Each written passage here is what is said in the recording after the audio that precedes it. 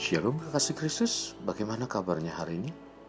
Apapun keadaan kita, mari tetap melekat dalam Tuhan melalui renungan ini. Dan waspadalah senantiasa terhadap panah-panah iblis yang ingin meruntuhkan iman kita. Kita berdoa, Bapa yang baik, terima kasih buat kesempatan dan waktu yang Kau berikan dalam kehidupan kami, sehingga hari ini kembali kami dipenuhi dengan kebenaran firman-Mu. Biarlah firman-Mu semakin berakar dalam kehidupan kami, sehingga iman percaya kami mampu memberikan perlindungan dalam setiap kehidupan yang kami jalani, sehingga kami tidak mudah diruntuhkan dengan panah-panah iblis yang selalu mengganggu dalam setiap perasaan hati kami, Tuhan. Terima kasih Bapa Surgawi. Ini yang menjadi doa kami. Dalam nama Tuhan Yesus kami berdoa. Amin. Kasih Kristus melekat dalam Tuhan bertema perisai iman. Terdapat dalam Efesus 6 ayat 16. Demikian firman Tuhan. Dalam segala keadaan pergunakanlah perisai iman. Sebab dengan perisai itu kamu akan dapat memadamkan semua panah api dari si jahat. Perisai iman dalam Alkitab diartikan dengan sebuah pelindung yang berfungsi untuk menahan pukulan atau serangan panah api iblis. Secara bentuk, perisai yang digunakan oleh prajurit Romawi mirip seperti pintu yang dapat menutupi seluruh tubuh. Perisai ini bukan hanya mampu memberi pertahanan, tetapi juga dapat digunakan untuk mendorong mundur lawan. Ungkapan panah api mempunyai arti bahwa iblis mempunyai tak terhitung banyaknya panah, seperti imoralitas seksual, ketidaksucian, pesta pora, penyembahan berhala, sihir, kebencian, pertentangan, iri hati, kemurkaan, ambisi yang egois, perselisihan, perpecahan, dan masih banyak lagi. Semua nafsu kejahatan ini adalah panah-panah yang sering kali digunakan iblis.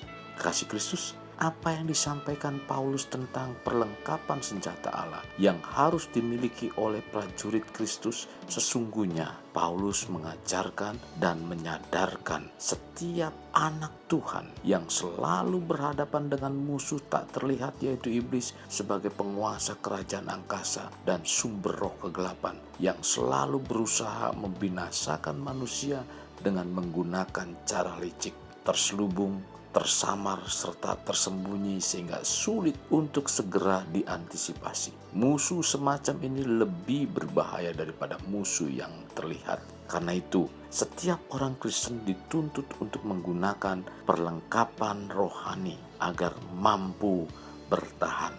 Bagi Paulus, perisai iman merupakan salah satu perlengkapan penting yang dapat memberi kekuatan, karena iman Kristen sejati itu sendiri sangat solid dan kokoh hingga dapat dijadikan sebagai pertahanan terkuat yang sanggup mematahkan semua intimidasi dari si jahat, sehingga kita tetap beriman kepada Kristus.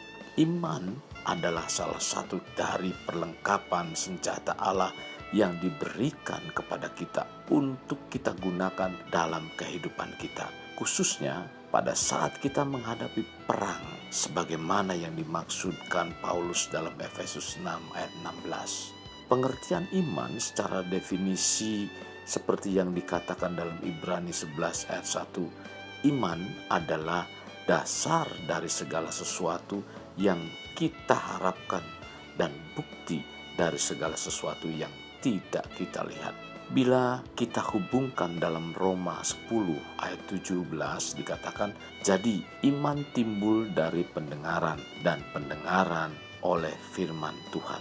Di sini iman adalah dasar, dan bagi kita sebagai orang Kristen, yang dimaksud iman timbul dari pendengaran oleh firman Tuhan adalah sesuatu yang sudah ada dan akan muncul atau bekerja saat kita mendengarkan dan memahami. Ada dua saluran maksudnya pemahaman: lewat pengetahuan ke pikiran kita, yakni melalui telinga mendengar, dan melalui mata, yaitu membaca. Firman Tuhan yang kita dengar atau kita baca diterima oleh otak, lalu kita memiliki pengetahuan tentang firman Tuhan. Daya serap dan daya telaah otak terhadap firman Tuhan sangat menentukan iman percaya kita terhadap firman Tuhan. Bila otak kita menerima firman Tuhan, lalu hati kita percaya tentang apa yang diperkatakan oleh firman Tuhan, itulah yang dimaksud dengan iman percaya kita. Iman yang hidup. Bila otak kita menerima firman Tuhan yang kita dengar atau kita baca, lalu hati kita pun tidak percaya, berarti kita tidak beriman. Dari mana kita memperoleh iman itu?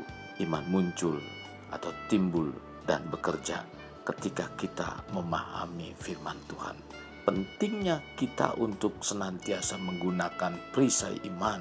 Mari kita lengkapi kerohanian kita dengan perisai iman ini agar kita kokoh dan dapat menangkal panah-panah api iblis.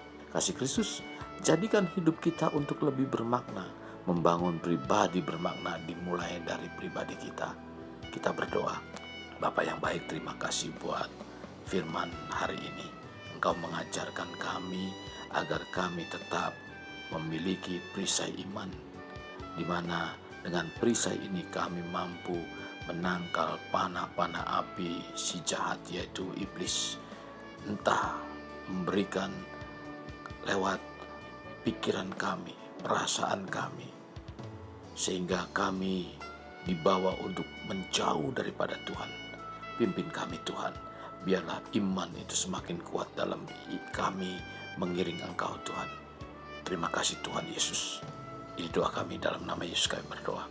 Amin. Kasih Kristus, mari kita akhiri dengan mengendahkan kedua tangan kita. Terimalah anugerah berkat dari Allah Bapa, kasih sayang daripada Yesus Kristus, dan persekutuan dengan Roh Kudus yang mencurahkan berkat secara rohani, berkat secara jasmani, dan berkat secara ekonomi, di mana berkat Abraham, berkat Ishak, berkat Yakub dicurahkan dan dilimpahkan dari saat sekarang sampai Maranatha tiba, dalam nama Tuhan Yesus. Amin. Kasih Kristus, sampai jumpa di renungan berikutnya. Tuhan Yesus memberkati.